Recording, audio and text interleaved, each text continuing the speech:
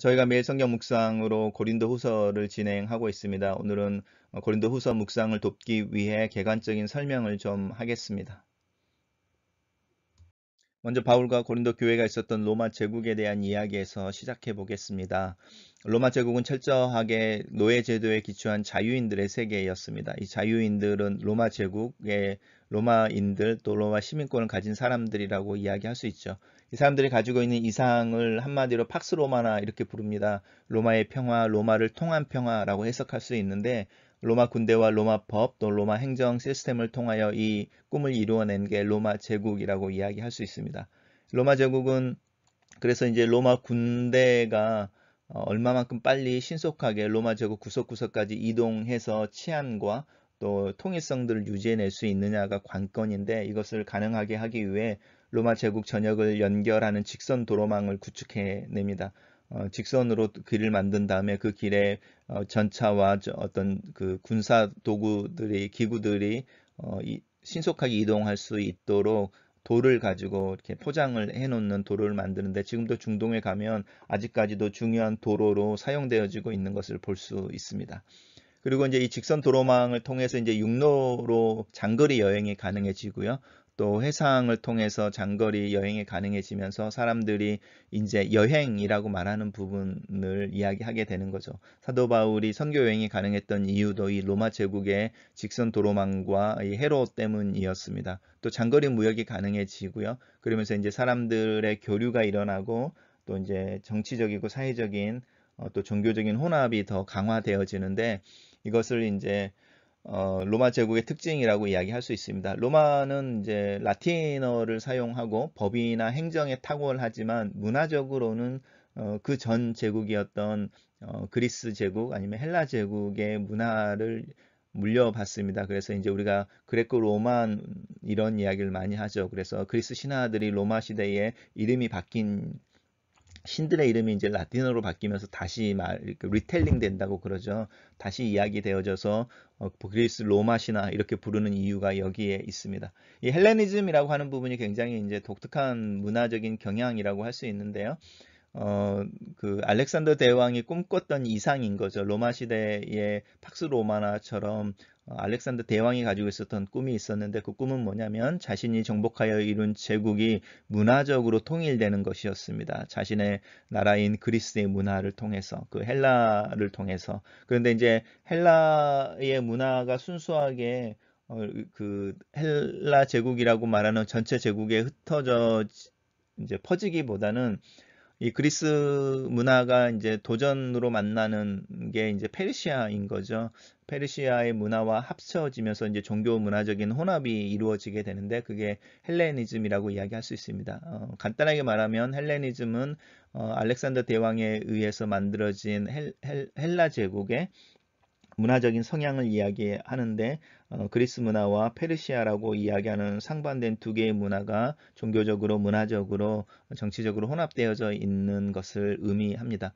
그래서 이제 이 헬라 제국에서 이제 헬레니즘은 주로 헬라어를 사용하는데 이 헬라어는 우리가 아는 어, 소크라테스나 플라톤, 아리스토텔레스와 같은 고대 그리스를 이야기하는 것이 아니고 오히려 이제 지금으로 말하면 ESL 영어가 필요해서 영어가 모국어가 아니지만 이제 사용을 해야 되니까 그 사람들이 배워서 사용하는 가장 기본적인 커뮤니케이션 수준의 헬라어가 등장하는데 그 헬라어를 코인의 헬라어라고 말합니다. 그래서 일상에 아니면 시장에 ESL이라고 이야기하는 사람들이 사용하는 영어라고 이야기하는 우리가 사용하는 영어와 같은 간단하고 직설적인 헬라어가 사용되어지고 그걸 코인의 헬라어라고 부르고 이 헬라어를 통해서 이제 신약 성경이 기록되어집니다.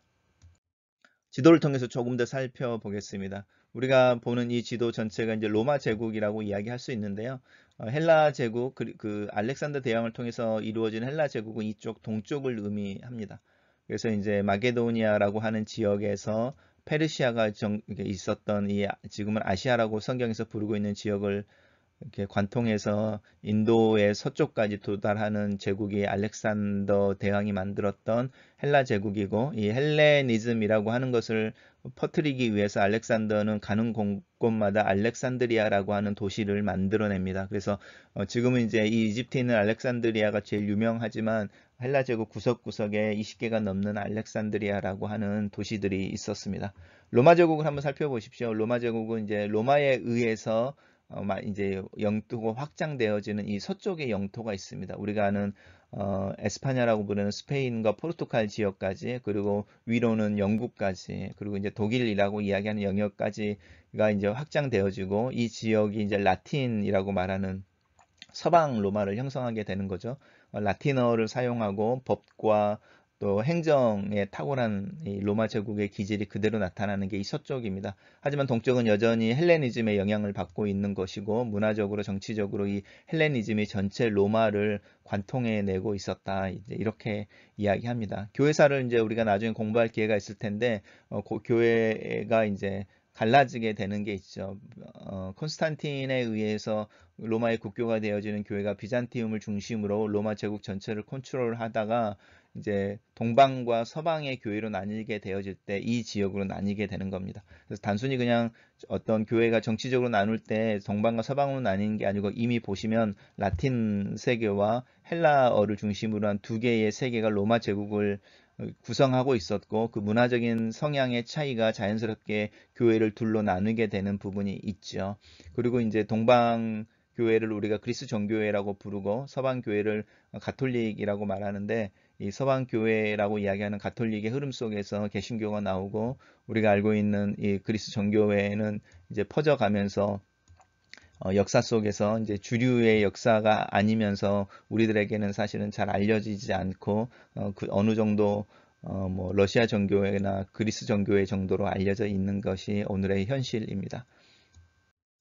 두 번째로 이제 그 바울과 고린도 교회를 이해하기 위해서 로마 제국과 더불어서 종교적인 어떤 성향들을 이해할 필요가 있는데, 그것을 바로 이제 유대교적인 문화라고 이야기할 수 있습니다. 무슨 말이냐면, 바울은 지금 시대의 선교 정책처럼 미전도 종족이나 어떤 시골이나 고립되어져 있는 지역을 찾아가는 선교가 아니라, 바울은 철저하게 대도시 중심이었습니다. 우리가 아는 뉴욕이라든지 LA라든지 토론토라든지 이런 지역을 중심으로 선교를 했고요. 그런 대도시들마다 유대인들의 공동체가 이미 형성이 되어져 있었고, 회당을 통해서 모임 공간들이 있었고, 정기적인 모임이 이루어졌었는데, 그런 대도시에 이 유대교의 회당을 통해서 선교 사역을 했기 때문에 이 유대교적인 문화를 이해하는 것이 굉장히 중요합니다.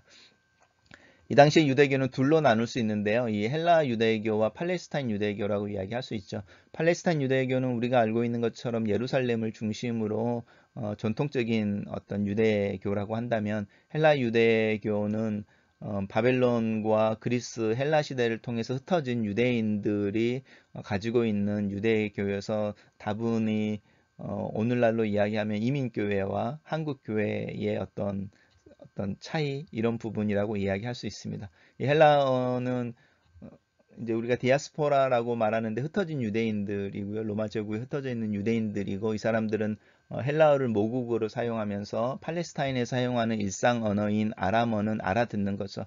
마치 우리 아이들이 영어가 자기네들 퍼스트 랭귀지지만 부모 때문에 한국말을 이해는 하죠. 말은 잘 못하지만 이해하는 것과 같은 상황이라고 생각하시면 좋겠습니다. 그래서 이들은 훨씬 더 국제화되어져 있고, 그들의 신앙이라고 하는 부분들은 어느 정도는 이렇게 그 당시의 문화에 영향을 받고 있는, 헬레니즘의 영향을 받고 있는 유대교라고 이야기할 수 있습니다. 그래서 이들은 중요한 문서가 사실은 탈무드라고 이야기하는 문서입니다. 반면에 이제 팔레스타인 유대라고 하는 데는 예루살렘을 중심으로 이루어지는 전통적인 그 유대교이고요. 그래서 이 사람들은 아람어를 모국어로 사용하고 헬라어를 이해합니다. 마치 한국 교회와 이민 교회를 비교해 보시면 잘 이해할 수 있고요. 그래서 이제 이 팔레스타인 유대교는 네 개의 분파로 나뉘어져 있었는데, 우리가 잘 알고 있는 종교적인 순수성과 열심을 이야기하는 바리새인들, 어떤 정치적이고 사회적인 리더급에 있는 진보적인 진보적이고 합리적인 사고를 한다고 이야기하는 사두개인들, 그리고 어떤 자신들의 종교적인 순수성을 위해서 분립주의자라고 이야기하죠. 자신들만의 어떤 공동체를 광야에 만들어 놓고 하나님의 말씀을 묵상하고 이야기하는 약간의 분리 수도원 형태의 에센파가 있었고요. 이 에센파에서 세례 요한과 예수님도 이 에센파의 영향을 받았다 이렇게 말을 합니다.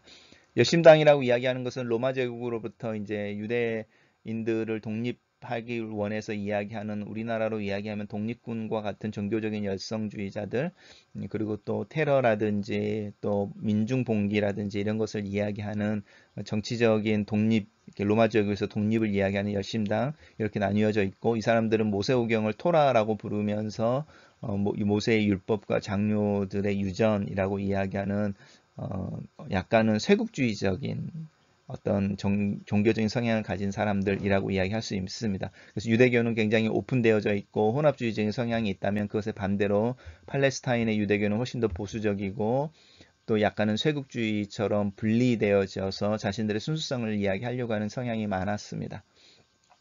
그리고 이제 바울의 선교의 대상이 됐던 유대인들이나 유대교의 특징은 이 헬라 유대교이고요. 헬라 유대교의 팔레스타인의 영향으로 인해서 훨씬 더 극보수의 사람들이 더 많이 있었습니다. 정리해보면 이 두 가지인데요. 이게 로마 제국과 특별히 헬라 유대교라고 이야기하는 유대교적인 어떤 영향력이 바울과 고린도 교회를 이해하는데 기본적인 백그라운드가 됩니다. 이 종합이라고 이야기하는 로마 제국과 유대교적인 전통이라고 하는 부분이 이렇게 합쳐져서 사도 바울의 사역이 이제 진행되어지는데, 사도 바울은 이것을 때가 찼다 이렇게 말합니다.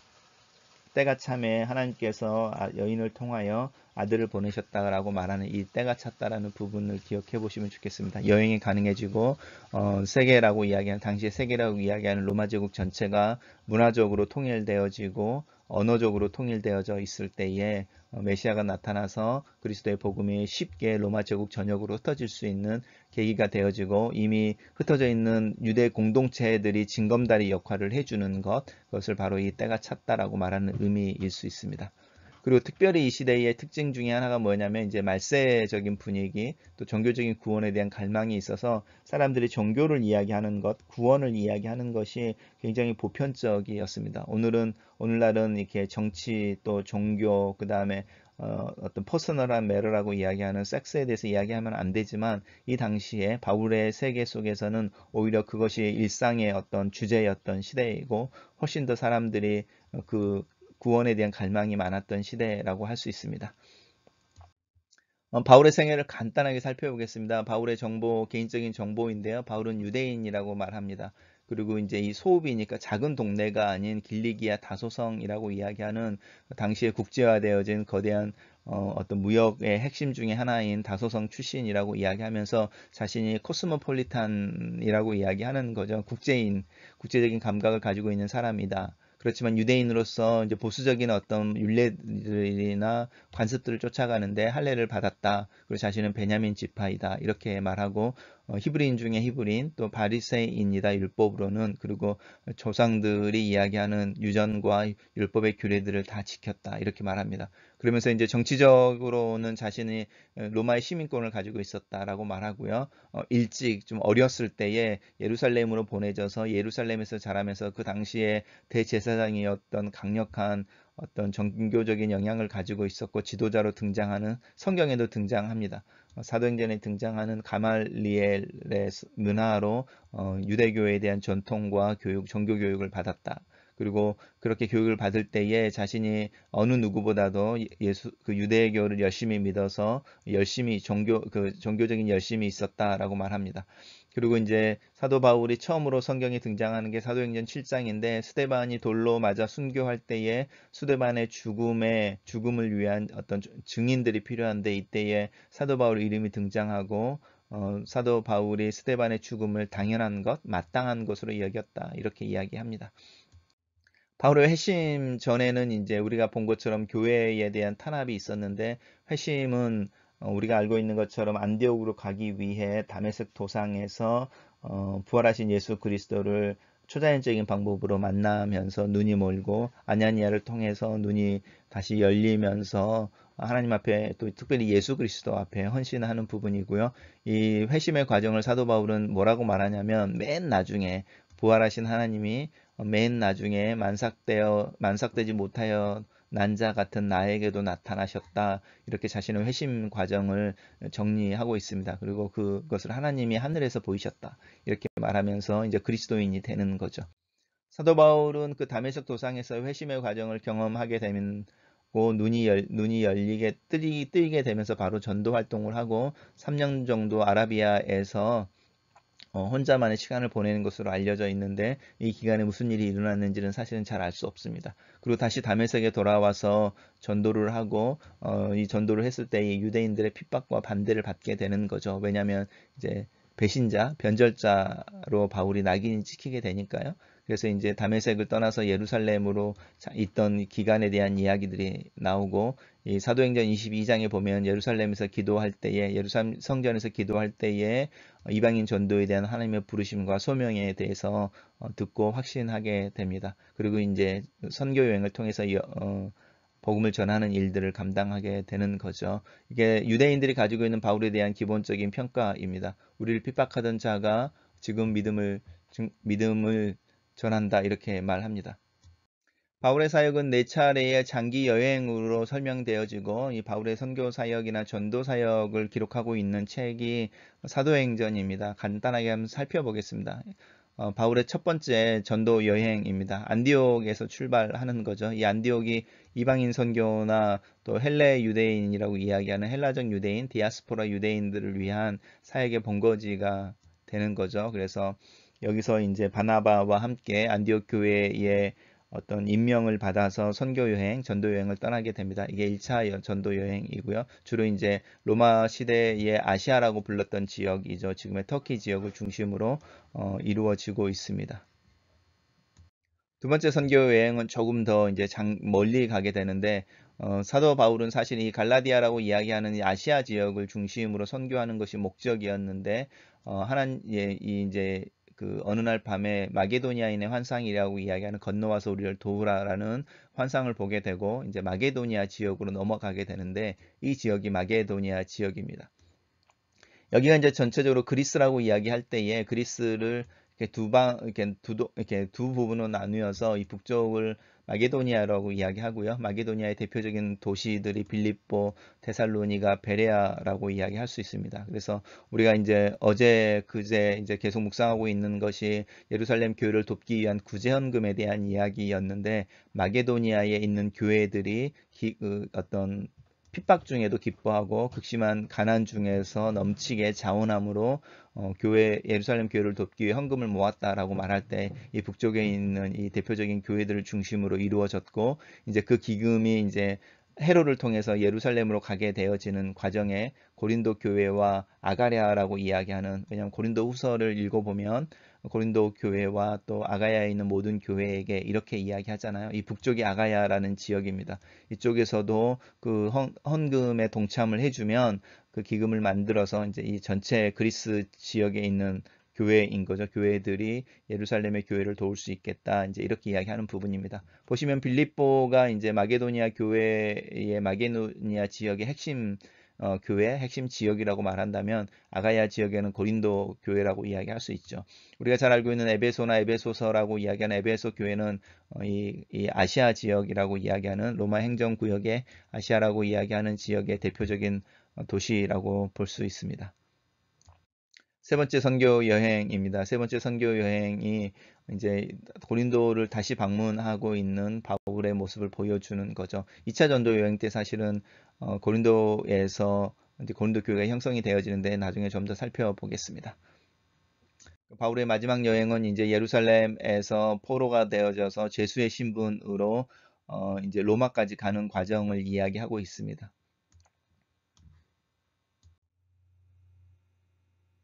이제 본격적으로 바울과 고린도 교회의 관계에 대해서 이야기를 좀 나누겠습니다. 고린도 교회가 설립되어진 배경을 보면 사도행전 18장의 2차 전도 여행 중에 우리가 AD 50년경으로 이해를 하는데 겨울에 고린도에 도착해서 1년 6개월 정도를 체류하는 거니까 꽤 오래 고린도에 체류하면서 교회를 이제 형성하게 됩니다. 바울이 고린도에 도착하기 전에 AD 49년에 로마 황제 클라우디스에 의해서 로마에 있는 모든 유대인들이 추방을 받게 되는데, 그 추방령을 따라서 로마에서 쫓겨난 사람들 중에 이제 이 아굴라와 브리스굴라의 부부가 있는데, 이 사람들이 이제 고린도로 오게 되고요. 고린도에서 바울을 만나 바울이 이들과 함께 천막 만드는 일에 종사하면서 1년 6개월 동안 고린도에서 사역을 시작하게 됩니다. 복음 전도는 물론 이 헬라적 유대교라고 이야기하는 유대인들의 회당에서 복음을 전파하게 되고, 사도 바울은 고린도 후서에서 특별히 고린도 전서와 후서에서 자신이 고린도에 있을 때에 이 기간 동안에 자비량으로 선교를 했다, 이렇게 말합니다. 그리고 고린도 교회는 이제 이렇게 회당에서 복음이 전파되어질 때 바울의 메시지를 듣고 회심한 유스도의 집에서 교회가 세워집니다.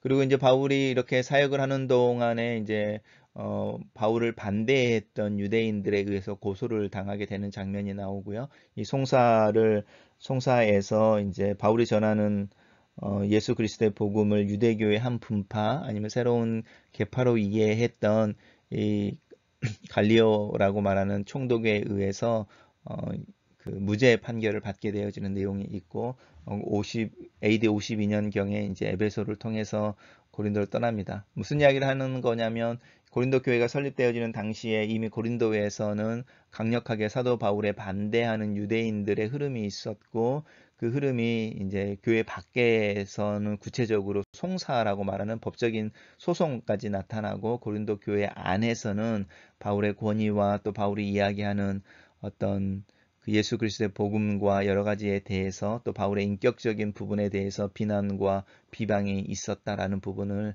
알 수 있습니다. 고린도 교회는 이제 주류가 되어지는 교인들이 하층 이방인 계급으로 구성이 되어져 있었고요. 그 다음에 이제 그렇지만은 더러의 상류층의 사람들이 있었던 것으로 알려지고 있습니다. 그리고 이제 고린도 교회에는 이제 고린도에 있었기 때문에 고린도가 가지고 있는 문화적인 성향에서 자유로울 수가 없었는데, 고린도라고 하는 지역은 성적인 도덕이나 이런 부분에서 굉장히 문란해서 영어로도 고린도와 관련되어지는 단어들이 몇 개가 있는데, 그 단어들은 다 성적으로 문란한 것을 의미하고 있습니다. 또 이제 종교적인 부분에 있어서 혼합주의가 있으니까 우상 숭배고요. 특별히 우리가 이야기하는 달의 여신이라고 이야기하는 아프로디테의 신전이 이 고린도에 크게 이제 어떤 힘을 발휘하는 것으로 있었고요.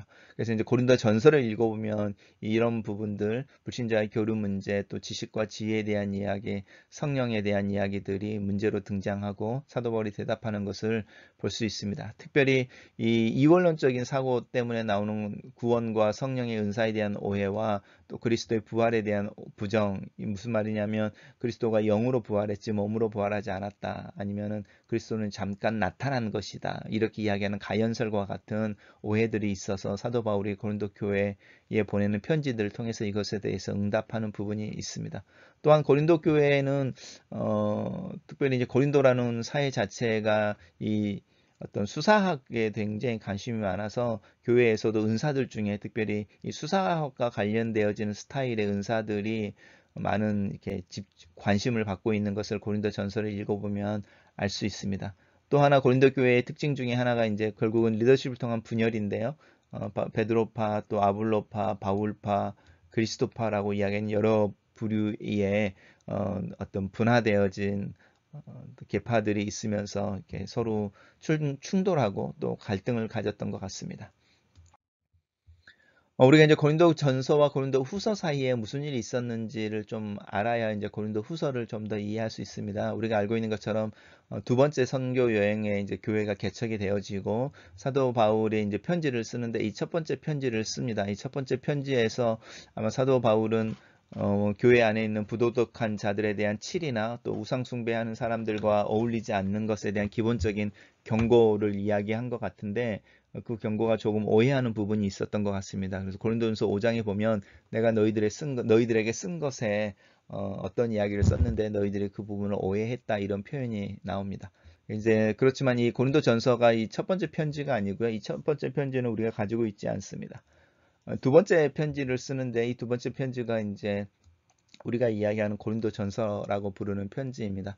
고린도전서를 쓰게 되어지는 동기는 이제 고린도 교회의 소식을 사도 바울이 듣게 됩니다. 그래서 이제 에베소에서 고린도 교회에 대한 소식을 듣게 되고, 또 고린도 교회에서 직접 사람들이 와서 고린도 교회의 교인들이 바울에게 물어보는 질문들을 적은 편지를 가지고 오게 되는 거죠. 그래서 고린도 교회 상황과 고린도 교회가 보내온 어떤 질문들이 담긴 편지를 받고 사도 바울이 그것에 대해서 응답하는 형태로 쓴 두 번째 편지가 우리가 이야기하고 있는 고린도전서라고 이야기합니다.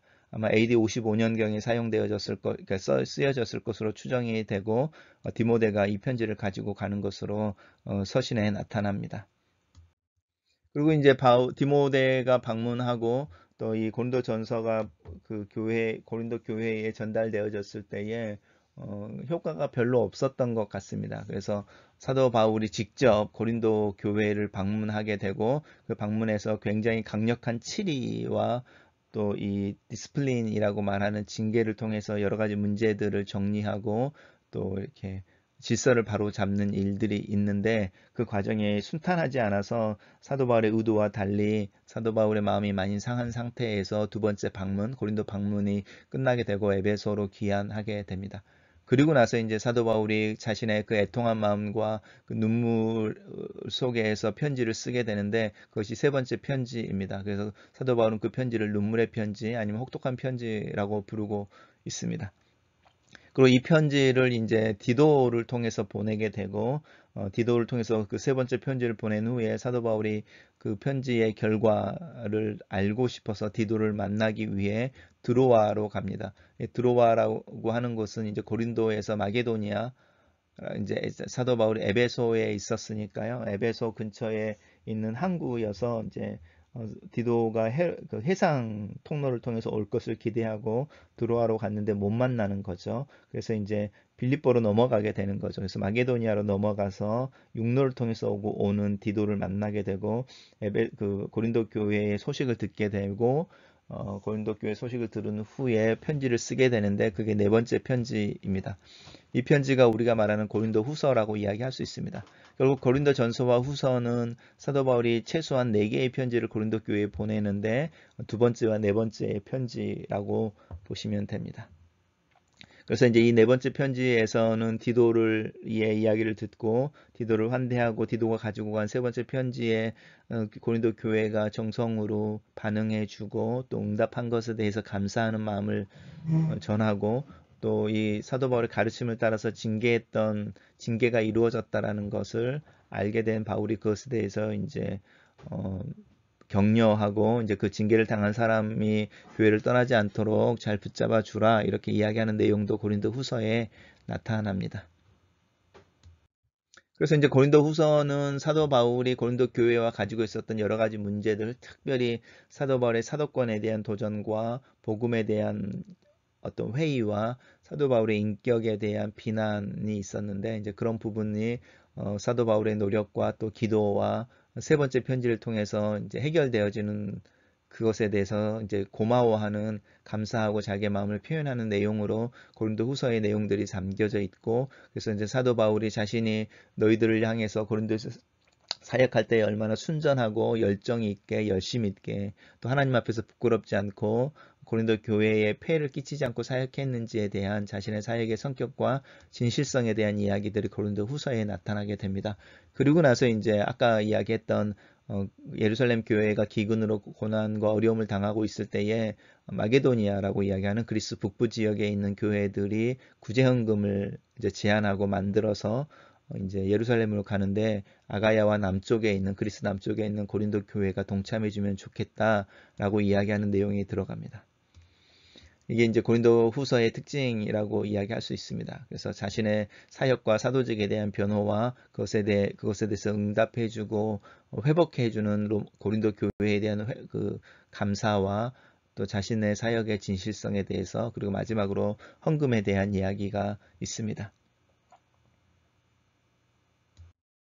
고린도후서의 내용은 간단하게 살펴보면 우리가 일반적으로 고대 서신서들에 대해서 나타나는 이제 내용하고 비슷합니다. 그래서 먼저 보내는 사람과 받는 사람들에 대한 이야기와 기본적인 문안, 감사의 내용들이 나오고요. 사도 바울이 사역을 했던 고린도 교회에서 사역했을 때의 모습과 얼마나 자신들이 신실하고 하나님 앞에서 순수하고 또 사람들 앞에서 고린도 교회 사람들 앞에서 열심히며 피해를 끼치지 않고 하나님 말씀을 혼잡하게 하지 않으려고 애를 썼는지에 대한 이야기를 하고 있습니다. 그리고 이제 세 번째로 가면 마게도니아에 있는 교회들을 중심으로 예루살렘 교회를 돕기 위한 구제 헌금의 프로젝트가 진행되어지고 있는데 그 일들을 잘 진행되어지고 또 그 일에 그 고린도 교회가 동참해주면 좋겠다고 이야기하는 부분이 나오고요.